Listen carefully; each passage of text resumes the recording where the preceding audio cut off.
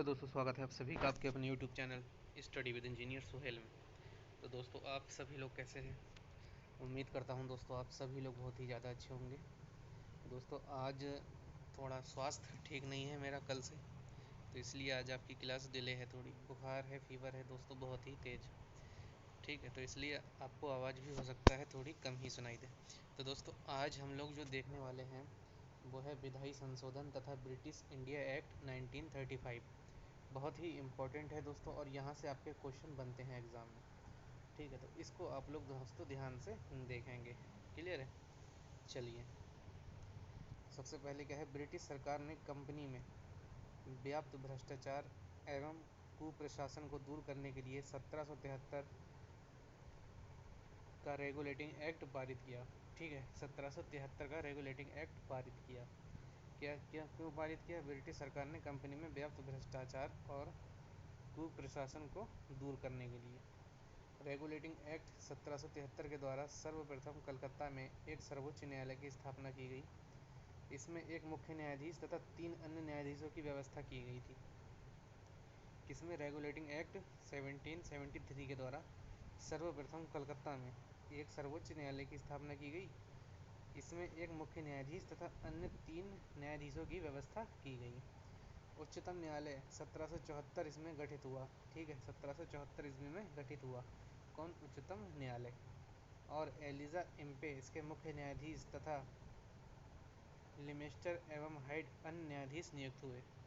ठीक है, चैम्बर्स, लिमेस्टर एवं अन्य हाइड नियुक्त हुए। 1786 के अधिनियम के अनुसार 1786 के अनुसार विशेष अवस्था में गवर्नर जनरल को अपनी परिषद के निर्णयों को रद्द करने तथा अपने निर्णयों को लागू करने का अधिकार भी दे दिया गया। ठीक है, देखिए दोस्तों, आज अगर कोई छोटी मोटी भूल होती है तो आप उसको प्लीज़ माफ़ कर दीजिएगा। ठीक है, आप उसको थोड़ा इग्नोर कर दीजिएगा, क्योंकि स्वास्थ्य मेरा काफ़ी ख़राब है इस टाइम।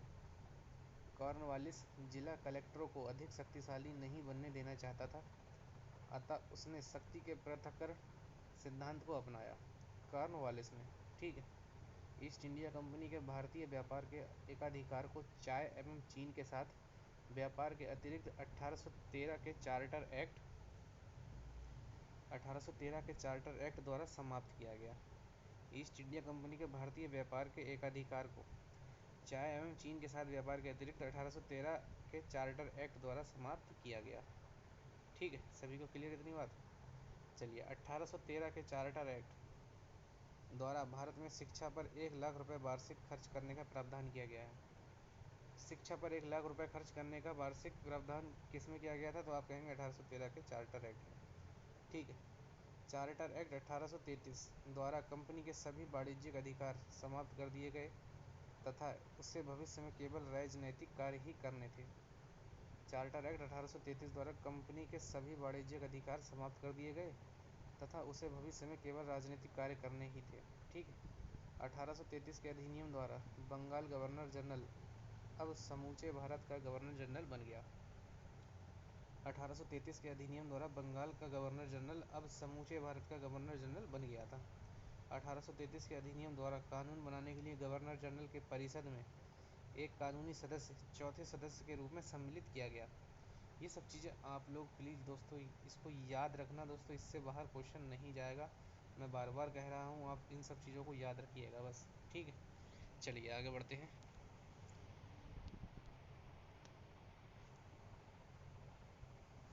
1858 के भारत शासन अधिनियम इंडिया एक्ट 1858 द्वारा भारतीय प्रशासन का नियंत्रण कंपनी के छीनकर ब्रिटिश राज मुकुट को सौंप दिया गया। यहाँ पर दोस्तों मिसिंग है आपका कुछ, पीडीएफ में मैं क्लियर कर दूंगा। यहाँ पर क्या है दोस्तों मिसिंग आपका? ठीक है, पीडीएफ में आपको क्लियर कर दूंगा मैं। इंडियन काउंसिल एक्ट 1861 के द्वारा गवर्नर जनरल को अध्यादेश जारी करने की शक्ति प्रदान की गई। 1861 के इंडियन काउंसिल एक्ट के द्वारा, ठीक है, ये अध्यादेश अधिक 6 माह तक लागू रह सकते थे।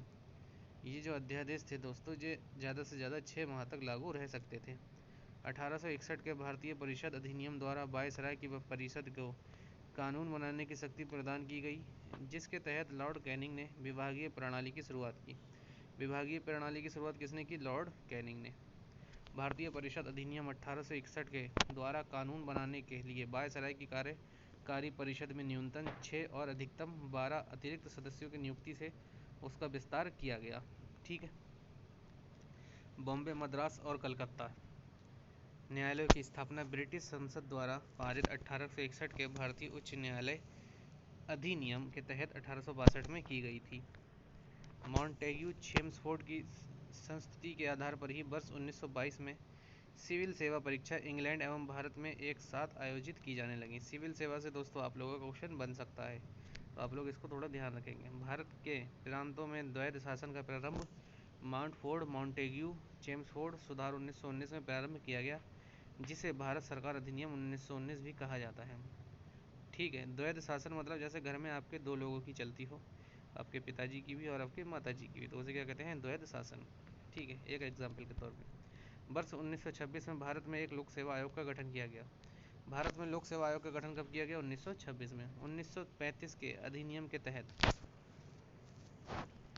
लोक सेवा आयोग के स्थान पर संघीय लोक सेवा आयोग का गठन हुआ। ठीक है, 1935 के अधिनियम के तहत। वर्ष 1937 से संघीय लोक सेवा आयोग ने ब्रिटिश लोक सेवा आयोग से स्वतंत्र परीक्षा आयोजित करना प्रारंभ किया। ठीक है, 1937 से।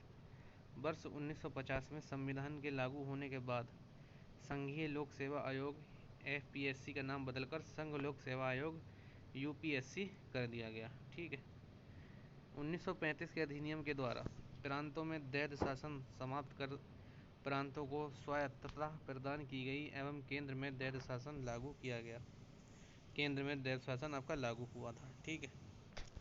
भारत का वर्तमान संवैधानिक ढांचा बहुत कुछ 1935 के अधिनियम पर आधारित है। भारत का वर्तमान संवैधानिक ढांचा किस अधिनियम पर आधारित है? तो वो है 1935 के अधिनियम पर आधारित। 1935 के अधिनियम के बारे में जवाहरलाल नेहरू ने कहा, एक कार जिसमें ब्रेक तो है पर इंजन नहीं। ये कथन किसके द्वारा कहा गया? जवाहरलाल नेहरू के द्वारा कहा गया। कब? 1935 में।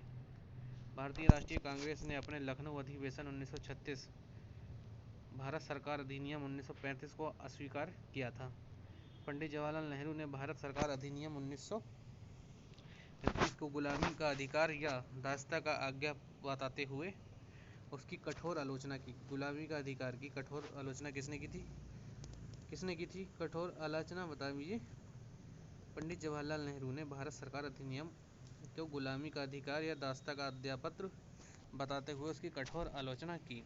ठीक है। तो दोस्तों आज स्वास्थ्य काफ़ी दोस्तों ख़राब है, लेकिन फिर भी मैंने सोचा एक कम से कम कुछ तो कम करूँ आपके सिलेबस में से, तो दोस्तों वही मैंने करा दिया है। दोस्तों कल हम लोग डिस्कस कर रहे होंगे भारत छोड़ो आंदोलन तथा आज़ाद हिंद फौज तथा नेताजी सुभाष चंद्र बोस। ठीक है। अब दोस्तों आप बताइए कि आपको ये टॉपिक PDF से ही पढ़ाऊँ दोस्तों या फिर आपसे ऑन बोर्ड पढ़ाऊँ? दोस्तों कमेंट में बता दीजिए कि PDF से ज़्यादा सही लगता है पढ़ना या फिर दोस्तों बोर्ड पर ज़्यादा सही लगता है पढ़ना। आप लोग कमेंट में मुझे बताइए। उसी के हिसाब से दोस्तों मैं एक बार आपका सुपर फास्ट रिवीजन भी दोस्तों करा दूंगा, लगभग 1-2 घंटे की क्लास लेके पूरा उसमें दोस्तों आपका मैं ये करवा दूंगा। और जितने क्वेश्चन आपके UPSC में दोस्तों आए हुए हैं, जितने भी क्वेश्चन दोस्तों आपके UPSC या UPSSC में दोस्तों जितने भी क्वेश्चन दोस्तों यहाँ से आए हुए हैं, उन सभी क्वेश्चन को दोस्तों लगभग 40 से 50 या 1 घंटे की क्लास लेकर उन सभी क्वेश्चन को दोस्तों हम लोग डिस्कस कर रहे होंगे ये सब चीज़ पढ़ने के बाद। ठीक है। तो चलिए दोस्तों आप सभी लोग अपना प्यार स्नेह बनाए रखें और लाइक शेयर सब्सक्राइब करते रहें दोस्तों। चलिए मिलते हैं कल की वीडियो में दोस्तों, तब तक के लिए जय हिंद जय भारत।